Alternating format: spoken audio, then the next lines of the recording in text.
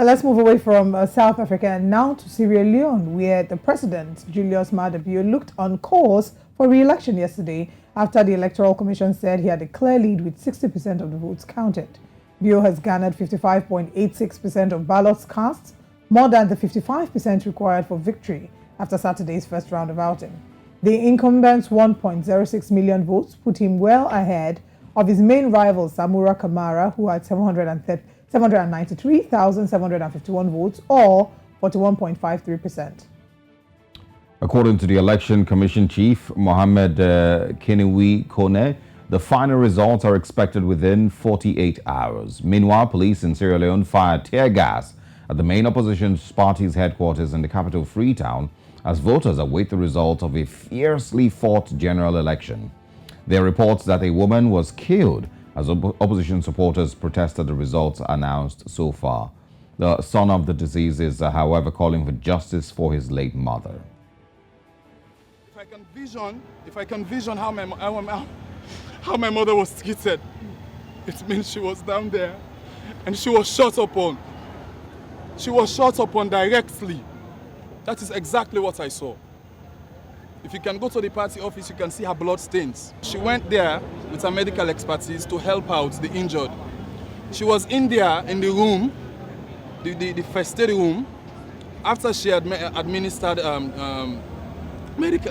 medication to her patients, and then the chaos started.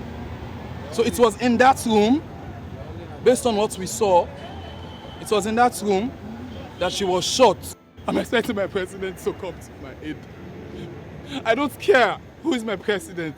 He is the president of Sierra Leone. I don't care what his name, I don't care what is his party, I don't care. I just want my president, the president of Sierra Leone, to come to my aid. Please, release my mom. Let her go to rest. And we need justice. And we need justice. I need to know who killed my mom. Well, sad story there. Let's bring in Abdul Malik Bangura. He's a journalist, a PR and media consultant. He joins us from Sierra Leone. Good morning, Abdul Malik. Thanks for joining us. Yeah, good morning, my brother. Good morning. It's 6:35 here in Freetown. Good morning, all. Oh, well, we're 1 hour ahead, so good morning also. Really sad, story there. But, let's deal with the elections proper now. It seems like the incumbent is in the lead, and of course the lead opposition candidate and its supporters are getting a little agitated. Can you share with us what the current situation is, right there?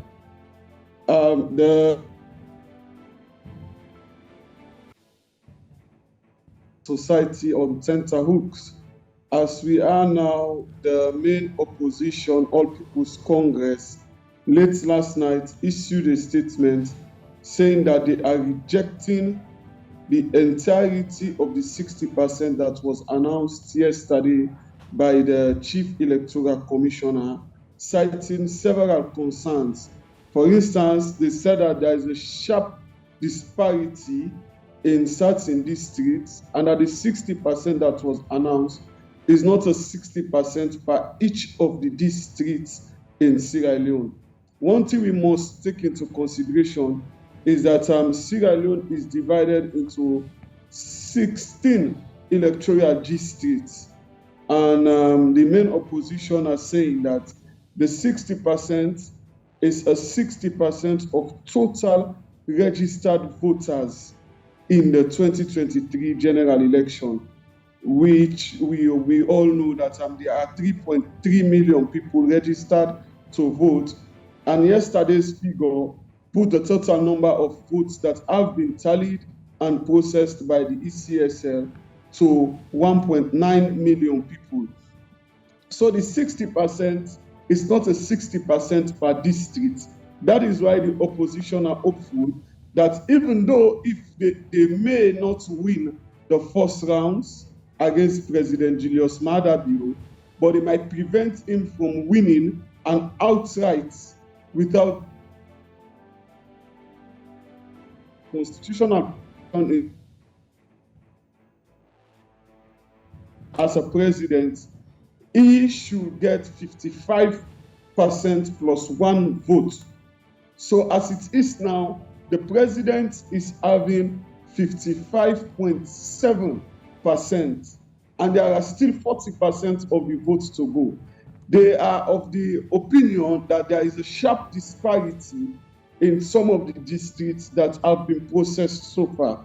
Take into consideration now that apart from Freetown, which is in the Western Urban, and of course the Western Rural districts, the most populated provincial district is Kenema. Of course, Kenema is the stronghold of the ruling SLPP party. But when you look at the result that we have processed yesterday, you'll find out that there are more people that have been mentioned, or there are more votes that have been processed in Bo than even in Kenema. So that does not amount to 60% in Kenema, neither does it amount to 60% in Bo. And both of these places are the ruling party stronghold. And then also you look at another place called Tonkolili.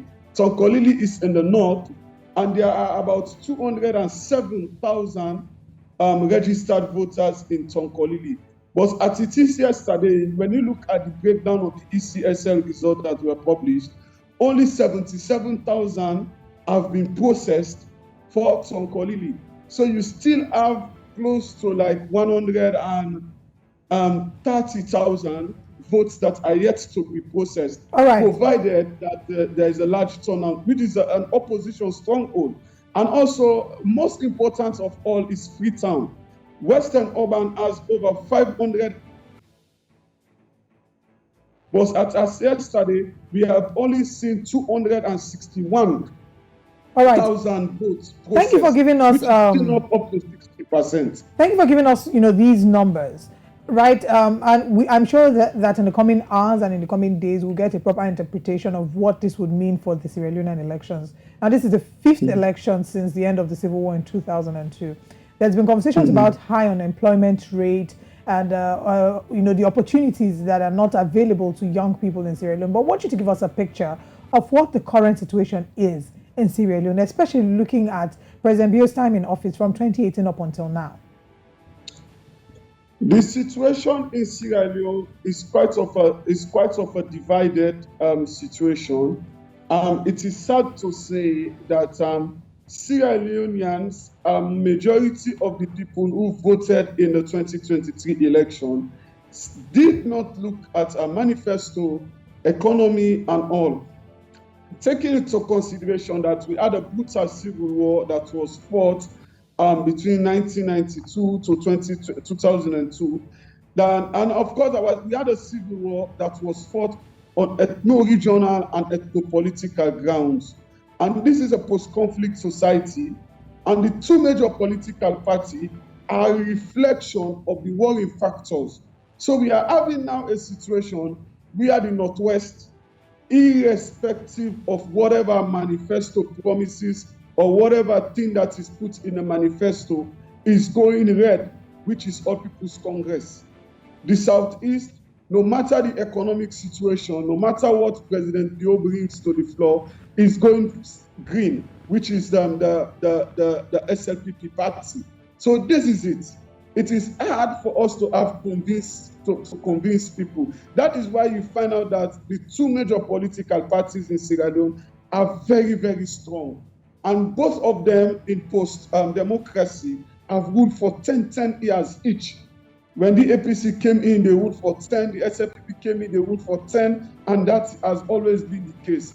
They are very strong and they are very, very, very, very, very popular because of the ethno-regional and the ethno-political divide that they preach whenever it comes to politics. So looking at the mood currently in Freetown or in Sierra Leone in general, in the Southeast, there are celebrations ongoing in Bo, in Kenema, in places like Pujong, in Kailang, and in Kono. But when you look at, for instance, in places like Makeni, and even in Freetown, there are serious security concerns. Right, in Makeni, in Freetown, in Potsloko, in Magboka, and even in places like Cambia, which are the So I'm just about to bring in the security concerns, like you've mentioned.